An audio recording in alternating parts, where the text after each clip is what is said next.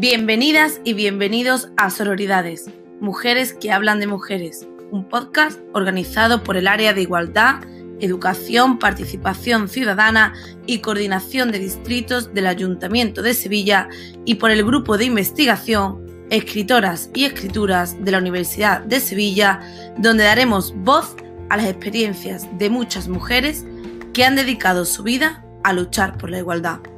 En el episodio de hoy, Mercedes Arriaga Flores, catedrática de la Universidad de Sevilla, y Pilar del Río, periodista y traductora, hablarán sobre derechos humanos y feminismos. Bienvenidas y bienvenidos todas las personas que hoy nos acompañan otro jueves más de Sororidades. Hoy nos acompaña Pilar del Río, que ya veis aquí en la pantalla con su bellísimo cuadro. Pilar del Río me dice, cuando preparábamos esta entrevista, me dice, yo le digo, bueno, mándame tu currículum, y ella me dice, no, yo quiero que me presentes solo como periodista y traductora. Así, ¿no? Con una cosa sintetizadísima, ¿no? Bueno, claro, entonces hay muchas más cosas que os voy a decir de ella para que podáis colocarla en ese mapa de las referencias, ¿no? Porque Pilar nació en Sevilla, pero se educó en la Universidad de Granada y también luego en la Universidad de Sevilla, ¿no? Además, bueno, me llamó mucho la atención, Pilar, que tú tienes 15 hermanos, o sea, sois 15 hermanos. Uf, ya leyendo esa cifra fue como, oh, mamma mía, ¿no? Qué familia tan buena. Bueno, en un momento determinado ella dedica su vida a la prensa, a la radio, a la televisión, ¿no? Y en 1988 une su destino al del escritor José Saramago, y a partir de ahí pues empieza también un periplo de vida y viviendo en varios sitios, entre ellos Lisboa, luego Canarias y ahora otra vez Lisboa, ¿no? Bueno, eso te lo pregunto después porque me pareció un dato como interesante, ¿no? En un momento determinado tú coges la nacionalidad portuguesa, ¿no? Entonces ese gesto me gustaría que nos hablaras de él, pero después. Bueno, en la actualidad ella es la presidenta de la Fundación Saramago, que es una fundación, para quien no la conoce, podéis buscarla en internet. Es una fundación que se ocupa de tres de los más importantes temas, ¿no?, de desarrollo, de objetivos que dicen, ¿no?, del desarrollo, objetivos mundial del desarrollo, que son derechos humanos, la promoción de la cultura y el medio ambiente, ¿no?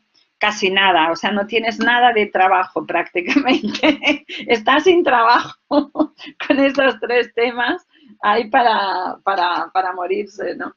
Entonces, Pilar, me gustaría empezar nuestra charla preguntándote qué es para ti el feminismo y luego, bueno, si quieres decirme cómo es que cogiste la nacionalidad portuguesa. ¿Por dónde quieres empezar? A ver. Pues si quieres empiezo por lo más fácil. Eso, lo más fácil. ¿Me estaba oyendo a mí misma? No, te estamos oyendo, sí, todo bien. No, vale, es que yo me oigo retorno, ¿por qué? Pues no lo sé, quizá hay otro ordenador por ahí conectado. No. Ah, no, pues yo no oigo eco. Ya no hay retorno, ya. Que empiezo por lo de la nacionalidad portuguesa porque es lo más fácil. Entonces, pensé cuando se murió mi marido que Portugal es un país que es pequeño comparado con España, es como una parte y tiene 10 millones de habitantes en vez de 40 y tantos. Y entonces me parecía importante que no perdiera un número. Entonces dije, pues yo no voy a ocupar el espacio de José Saramago, pero por lo menos el número lo copio, lo ocuparé. Y luego hubo otra razón que no me importa decirla, es que me pareció que lo que pudiera recibir económicamente como derechos de autor correspondían a un portugués y eran impuestos que debían de ser pagados en Portugal. Y entonces lo hice en el colmo de la mayor estupidez según el sentido común, que se lo hice para pagar impuestos y pagar más. Pues fue así. Bueno. Pero me pareció que era de justicia y esa justicia tenía que hacerla, si no, no sería digna de estar en el espacio que estaba. Así que soy portuguesa por vocación, por decisión y para pagar impuestos. Y soy feminista porque no podría ser otra cosa. Porque desde que nací me pareció que era muy importante construir, y para construir las mujeres tenemos que ser feministas, porque si no seguimos el papel que se nos otorgó, que es el papel de ser construidas. No de construir, sino de ser construida, de responder a unos padres, a un buen comportamiento, a una serie de normas que vienen desde el principio de los tiempos, el patriarcado, y me parece que desde ahí éramos objetos secundarios con capacidad para ser eliminada, y yo no quería eso. Me parece que todos los seres humanos tenemos dignidad para tener la cabeza levantada y vivir con toda la fuerza. Y por eso soy feminista. Bueno, me encantó tus motivos para hacerte con la nacionalidad portuguesa, porque me parece que es como un gesto de no solo de solidaridad, sino de amor muy fuerte hacia la cultura, ¿no? O sea, hacia una cultura con la que tú has sido siempre una gran mediadora, ¿no? Porque tú has traducido muchas de las obras de José Saramago en español, ¿no? Entonces, bueno, es como una alianza, ¿no? Con esa cultura con la que tú has trabajado, ¿no? Desde un punto de vista de la lengua, ¿no? Y de todos sus habitantes. Entonces, me parece verdaderamente precioso. Bueno, yo quería que tú hablaras un poco de las mujeres que tú has conocido, ¿no? Gracias a la posición que has tenido, has conocido a muchas mujeres políticas, y cuéntanos algo de estas mujeres. Claro, podríamos también hablar de mujeres fuertes que hemos conocido y que estaban en nuestro entorno, y que son mujeres anónimas, porque la mayor parte de los seres humanos somos anónimos. Entonces, podría decir, mi madre que tuvo 15 hijos y cuando tenía 15 hijos le descubrieron que estaba enferma del corazón y no debería tener ningún hijo. A buena hora, mangas verdes.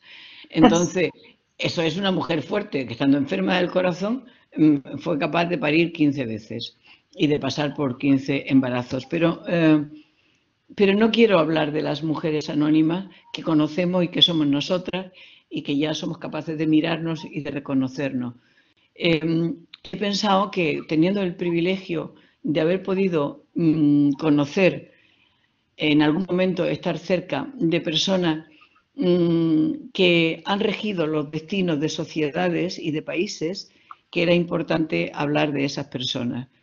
¿Y por qué? Porque esas personas son mujeres y normalmente no se habla de ellas. ¿O sí? A veces se habla de ellas para hablar mal. Porque tendremos que reconocer que el poder es masculino, se nutre de masculinidades y se entiende a sí mismo. El ejemplo del otro día de aquella fotografía odiosa entre el presidente de la Unión Europea, de Turquía, dejando al margen a la mujer, porque la mujer no se sienta en el espacio de los hombres. A ver si lo sabemos. Entonces, por eso, las pocas mujeres que han sido capaces de vencer obstáculos, me parece que tienen que ser nombradas. Y da igual que estemos de acuerdo ideológicamente con ellas o no. A mí eso no me importa. Me importa que son mujeres que vencieron obstáculos y que llegaron. Hombre, no estoy hablando de Margaret Thatcher, que no... Es que ni siquiera tengo claro que sea una mujer. Y aún así, en cualquier caso, hizo una política de hombres, en un mundo de hombres, hizo una política de hombres. Pese a todo, alguna persona que estuvo cerca de Margaret Thatcher me decía que cuando terminaba las tardes se sentaba con su secretaria en el suelo y creo que con una botella de vodka o algo así, y para tratar de vencer la tensión del día, sobre todo cuando se tenían que enfrentar a situaciones de guerra o de algún conflicto bélico con pérdidas humanas. Es decir, que era una mujer fría, calculadora, que acabó con puestos de trabajo en Gran Bretaña absolutamente, que acabó con el movimiento sindical de una forma atronadora. Y sin embargo, cuando terminaba la jornada, ella era la persona que era, pertenecía al movimiento político que era, pero tenía sentimientos y los expresaba en lágrimas. Me han dicho que lloraba mucho cuando acaba la jornada de trabajo, insisto, sentada en el suelo. Esa imagen no se me olvida nunca, que me fue contada por una persona cercana. Sin embargo, de otros muchos hombres que han estado en guerras, que han organizado guerras o que han participado en grandes batallas, sabemos que cuando terminaba la jornada se fumaban un puro tranquilamente, no caían lágrimas. Es decir, que incluso de mujeres que no están en absoluto en mi onda, como Margaret Thatcher, yo reconozco que no es lo mismo que un hombre. Pero vamos a hablar entonces de esas otras mujeres que sí he conocido más de cerca, relativamente cerca, claro, y que me han impresionado y que creo que tenemos que hablar de ellas. Por ejemplo, podemos empezar con Bachelet, Michelle Bachelet, 2 veces presidenta de Chile, que cuando fue elegida la primera vez, le querían, los académicos, querían que no utilizara el nombre en femenino, porque siempre se ha dicho presidente, ¿por qué decir presidenta? Que no estaría bien, que sería como minusvalorar el cargo. Entonces trataron de convencerla de que utilizara la palabra, el puesto en femenino, en masculino. Y entonces ella dijo que bajo ningún concepto. Y dio un argumento. Dijo, quiero que cada vez que se me nombre y se me diga presidenta, se tenga en cuenta la novedad que supone decir este nombre y se sepa que en los 230 o 30 y tantos años de vida de nuestro país, ninguna mujer ha sido contemplada nunca para este cargo. Quiero que cada vez que se me nombre se piense que todas las mujeres de 2 siglos y casi medio fueron negadas para dirigir los destinos de su país, fueron consideradas menores. O sea, no me llamen por llamarme, llámenme con la conciencia de que están haciendo un homenaje a todas las mujeres que rechazaron antes. Entonces, bueno, yo oír eso de Michelle Bachelet inmediatamente es quedar con la boca abierta y decir lo quiero contar por activa y por pasiva cuantas veces pueda. Esa es una mujer estupenda que ha gobernado en Chile, que no ha podido gobernar haciendo las políticas que tal vez quisiera porque tenía gobiernos de coalición, pero que ha sido capaz de poner en diálogo a unos y a otros y tratar de avanzar con la sombra de la dictadura de Pinochet siempre y con el agravio de ser ella, el agravio para el poder que seguía existiendo en la sombra, de ser ella una mujer y además la hija de un militar y un militar asesinado. Bachelet luego dirigió la ONU Mujeres y en estos momentos es la alta comisionada para los derechos humanos. O sea, es una mujer que está recorriendo su tiempo trabajando en pro de los derechos humanos, en pro de las mujeres. Insisto, en ONU Mujeres hizo cosas muy interesantes cuando fue la secretaria general y en su país tiene una obra que es recordada, una obra que tal vez en estos momentos ha posibilitado que una generación nueva y joven haya salido el otro día a votar y han dado una vuelta por completo a las elecciones en Chile, algo que nadie esperaba. Pues esto viene de la educación que han recibido esas generaciones, sin duda alguna. Entonces, bueno, Bachelet. Pero nos quedan otras mujeres. ¿Salvo que quieras preguntar alguna cosa? Nada, sigue. ¿Quién quieres presentarnos ahora? Hillary Clinton, ¿qué nos dices de ella? ¿Qué me dijiste? A esa no la conozco personalmente, pero sí conocí a una asesora suya y bueno, me contó cosas que son interesantes, pero lo primero que tengo que decir es que a Hillary le han quitado la posibilidad de usar el nombre con el que nació. O sea, primero le quitan la posibilidad de usar el nombre que nació y la conocemos por el nombre del marido. Tuviera o no muchas relaciones con él, que no lo sabemos. Luego, bueno, siempre se cuenta el chiste ese famoso, que lo voy a contar, de un día iban Hillary Clinton y el marido Clinton y en un coche paran en una gasolinera a poner gasolina y entonces de pronto el gasolinero la reconoce, Hillary, y la otra, Michael, y salen, se dan un abrazo y todo muy bien, y cuando entra al coche dice, él fue mi primer novio, y dice Clinton, pues qué suerte tuviste, porque si te hubieras casado con él serías la mujer del gasolinero y no la mujer del presidente. Y le dijo ella, no, perdona, bonito, si me hubiera casado con él, el presidente de Estados Unidos sería él. Sí. Es un chiste antiguo, pero hay que contarlo muchas veces. Entonces, ¿qué sé de esa mujer? De esa mujer sé que es sobradamente preparada, sobradamente inteligente, sobradamente culta, evidentemente con su ideología, que con unas cosas se compartirán y otras cosas no se compartirán, es ella, pero el pueblo norteamericano prefirió a un payaso antes que votar a esta mujer. Entonces, ¿hasta qué punto las mujeres somos peligrosas o damos miedo o qué temor infundimos? Por favor, o sea, eligieron a ese señor del que usted me habla, del que yo no quiero nombrar porque no me parece que da mala suerte. No queremos hablar. Eligieron a un payaso nefasto que ha introducido una cantidad de perversiones en el sistema democrático y en las mentes de las personas, que esas perversiones no se quedaron solo en Estados Unidos, que fueron para otros lugares, que están en Brasil, que están en otros puntos de Europa, que pueden hacer mucho daño a la sociedad y están haciendo daño a personas, insisto, a seres humanos.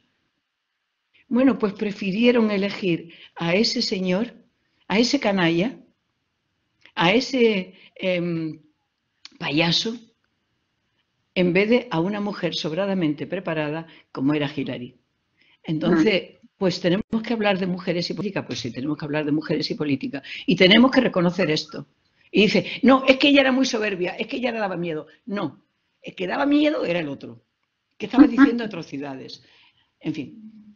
Luego hay otra mujer que también es muy criticada y que yo ahí sí digo, es mi amiga, pero sé que se le ha hecho una especie de leyenda en torno a ella y que recurrentemente se le abren juicios, que recurrentemente se cierran y recurrentemente se abren. En estos momentos es vicepresidenta de su país, de Argentina, pero ya presidió Argentina. Se llama Cristina Fernández de nacimiento. Pero la sociedad la conoce como Cristina Kirchner, porque las mujeres, es verdad que descendemos de los hombres, nunca descendemos de otras mujeres, descendemos de los hombres, por eso tenemos el apellido del padre, y luego a continuación descendemos del marido. Y yo le pregunté un día cuando se iba a presentar a las elecciones, que como todo el mundo la llamaba Cristina Kirchner, pero ella de nacimiento era Cristina Fernández, qué nombre iba a elegir para presentarse a las elecciones como cartel electoral.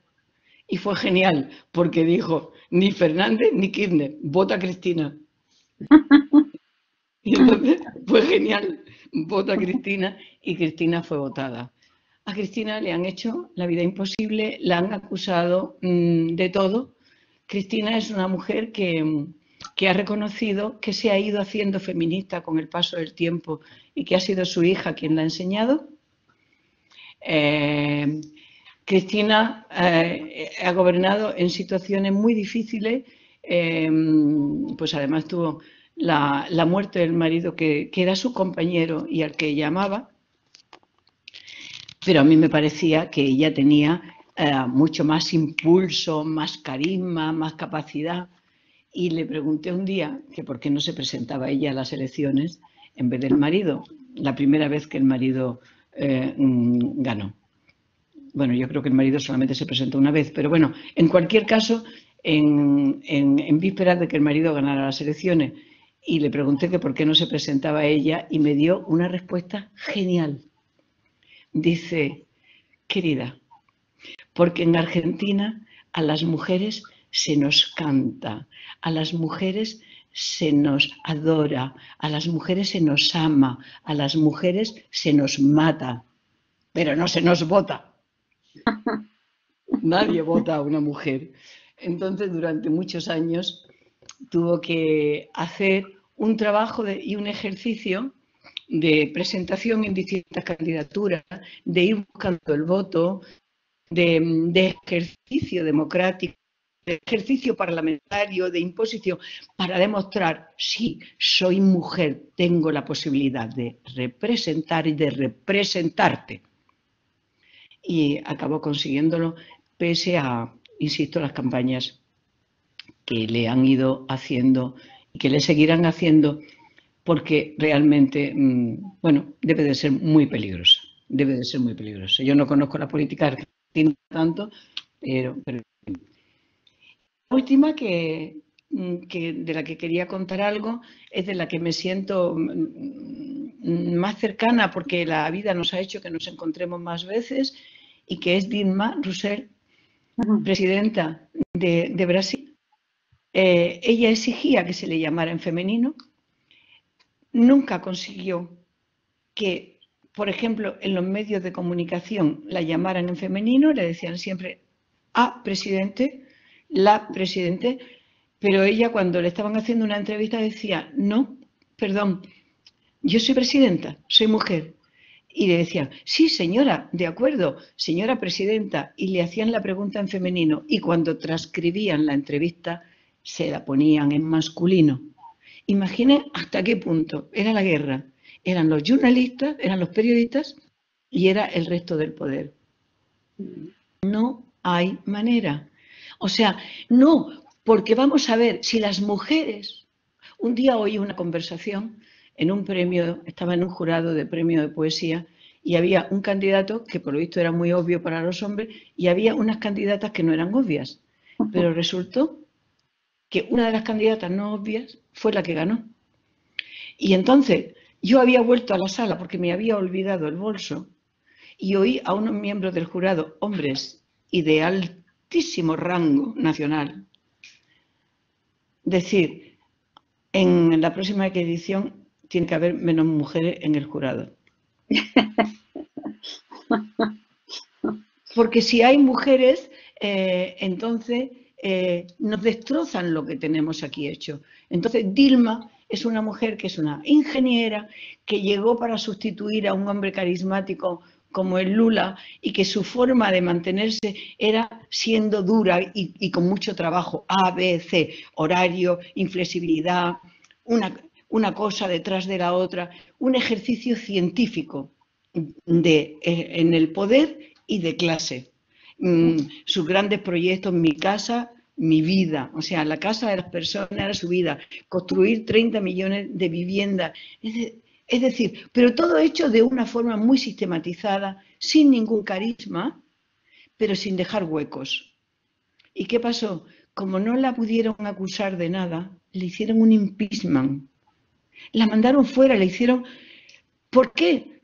Porque era mujer. El tal tipo que está gobernando ahora mismo en Brasil, la noche que tuvo que votar contra ella, dijo que votaba recordando y en homenaje del militar que la torturó, porque ella había estado durante la dictadura, ella estuvo presa. El militar que le metió la cabeza en un cubo lleno de excrementos y de orines, en nombre de ese militar, el tal Bolsonaro que hoy gobierna, votó por la destitución de Dilma. Es decir, imaginen hasta dónde llega el odio contra las mujeres y el odio contra las mujeres que tienen poder. Entonces, yo quería contar de estas 3 mujeres o 4 mujeres, metiendo también a Hillary. Bueno, quiero hablar también brevemente, y ya me callo, de Ségolène Royal, para que no haya de América del Norte, de América del Sur y también de Europa. A Ségolène Royal, cuando se presentó, fue de repente una corriente de aire fresco. Hubo campaña en Francia, en la calle, de mujeres que se iban repartiendo flores, que de repente iban a tener una mujer en la presidencia de Francia, la gran Francia, la maravilla. Nunca había habido una mujer y de repente era la hora de Mariana, era la hora de la República, era la hora de finalmente una mujer al lado del símbolo que representa. Porque eso sí, como símbolo nos ponen mucho, pero la hora de